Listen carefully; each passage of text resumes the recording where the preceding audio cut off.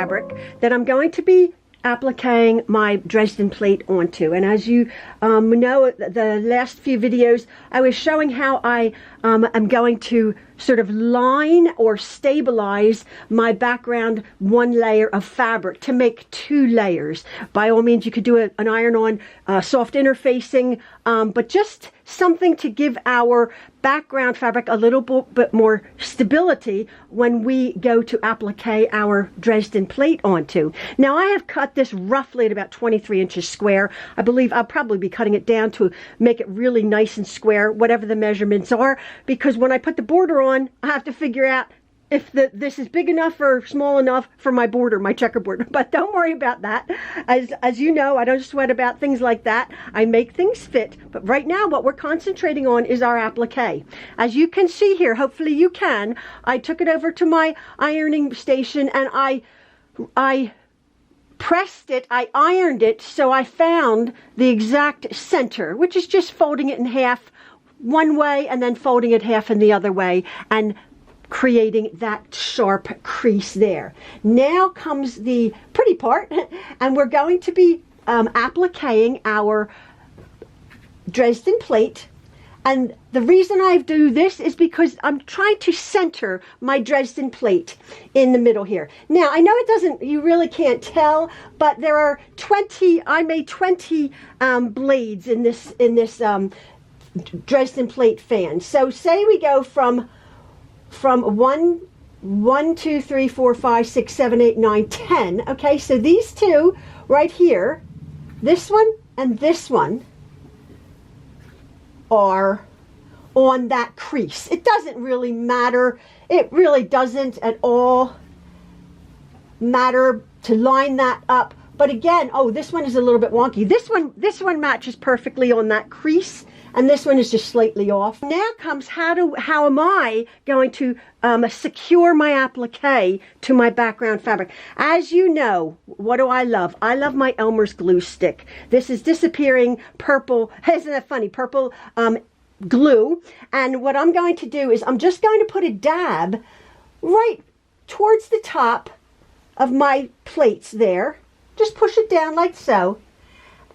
And I can assure you that the years that I have been using Elmer's glue stick here, I have never had an issue with my needle, if it comes in contact with the glue, gumming up at all. Now what I do, I'll go and do it now.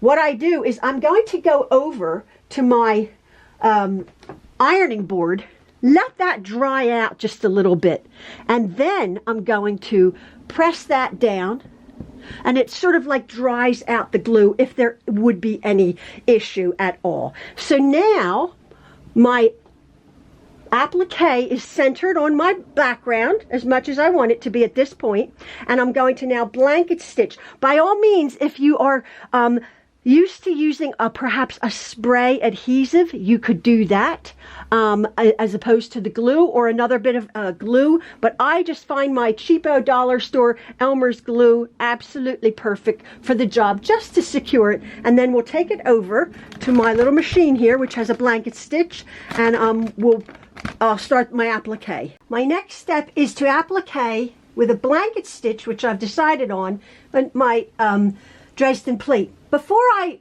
did that, it may seem a bit of a redundant task, but I don't find it that hard to do. My machine, even though it's just this little tiny $180, I found out, $180 little computerized machine, has many blanket stitch variations. And I might get waylaid, I might have to leave the project, and because my machine is computerized, which most blanket stitch machines are, sometimes when they turn off, they can erase your stitch that you were using, and you have to go back and figure it out.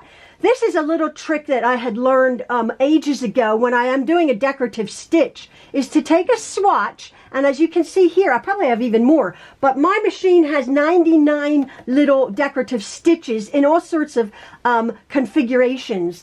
And what I've done is I've done a sample of each one of them. 5 of them for my blanket stitch. And then I've written down on the screen what the actual sort of position and foot that I'm using, and stitch length and stitch width. I think I'm going to go with this configuration here, or it's a toss up between this one and this one. And as you can see, they're all so different. This is a longer length with a shorter catching, because what we're wanting to do is, when I show you, we're putting the outside stitch on the outside of our round and then just grabbing it in to catch it. Now, this stitch here, when I was stitching it out, it's a very, very back and forth reinforced edge here. Don't know if you can see it. On my machine, it was stitch 15, 3.5 to 5.0. And it was a very heavy, substantial stitch, blanket stitch, a little bit wider and a little bit more thread here on the outside, which would be on the outside.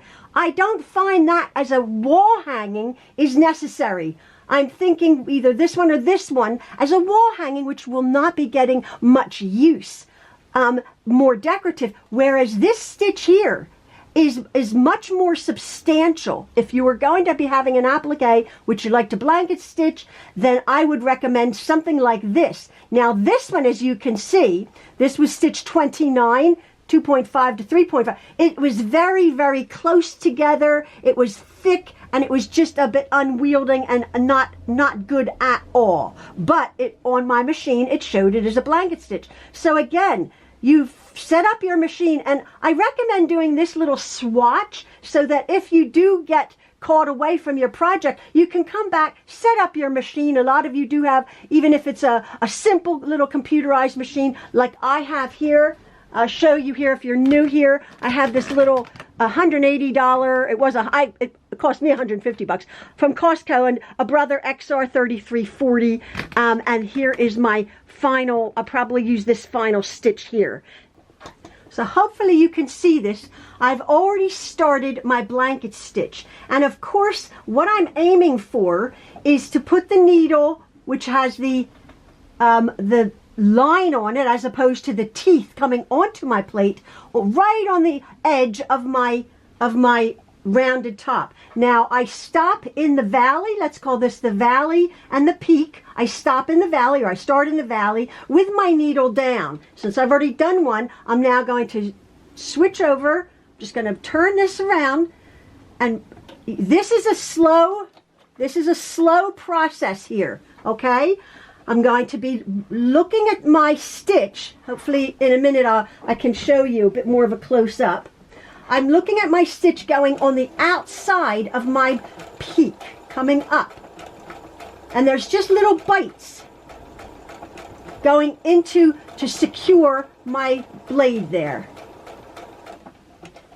Now by all means, you can just maneuver your applique, your background.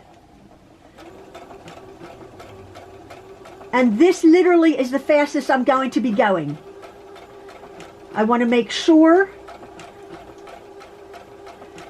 that my thread is catching. I'm coming down to the valley here.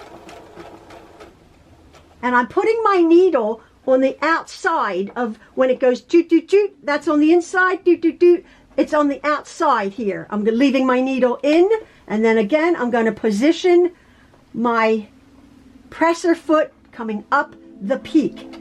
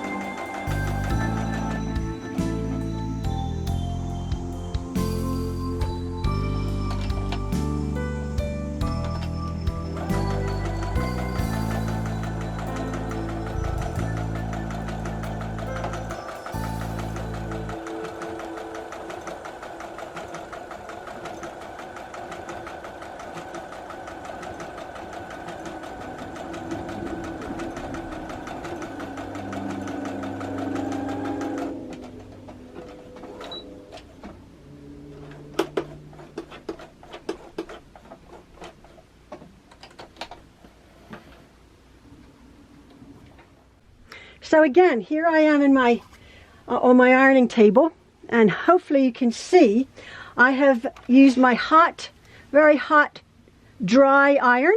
By all means, if you want to use steam, you can. But look how beautifully that plate has laying after I've appliqued it onto my background. Now, when you applique, you do know, as I was saying in the very beginning of the series, that your applique stitches shrink your background fabric just slightly, just slightly. That's why it's important to have a either stabilizer or a lining like I have here. Because then, if there is a little tiny bit of shrinkage, the beauty of, again, I always say the beauty of cotton and a little bit of water, a little bit of starch will just ease those shrinkage away with a nice hot iron around the edges. But my plate is laying beautifully. I'm going to be addressing the circle in my next video. How we're going to do that, and how I'm going to start, how I square up my backing, and how I'm going to start making my checkerboard. So again, thanks folks for watching. All right, love and the true love. See ya. Bye.